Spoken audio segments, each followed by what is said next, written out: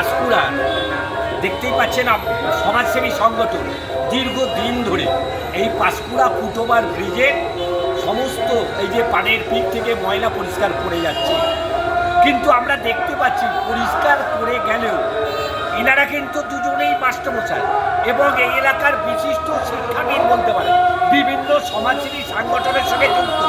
কিন্তু আমরা রেল কর্তৃপক্ষের কাছে অনুরোধ করছি, আপনারাও নজরদারি করুন, অন্তত মাইকে অ্যানাউন্সটা করুন যে কোনোরকমভাবে যেন পানের পিক বা ময়লা আবর্জনা যেন ব্রিজের উপর না ফেলা, তাহলে 500 টাকা রেলের যে আইন আছে জরিমানা করা হবে।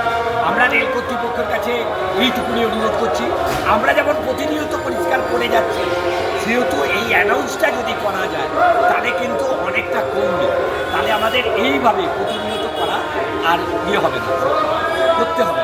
এটাই আমি বলতে যাচ্ছি এবং আমি এটা রেলের মাস্টারমশাই দুজনকে আমি বলেছি, আমি রেলের একদম উচ্চ আধিকারিকের কাছে এই জিনিসটা পৌঁছে দেবো যাতে অ্যানাউন্সটা করা হয়।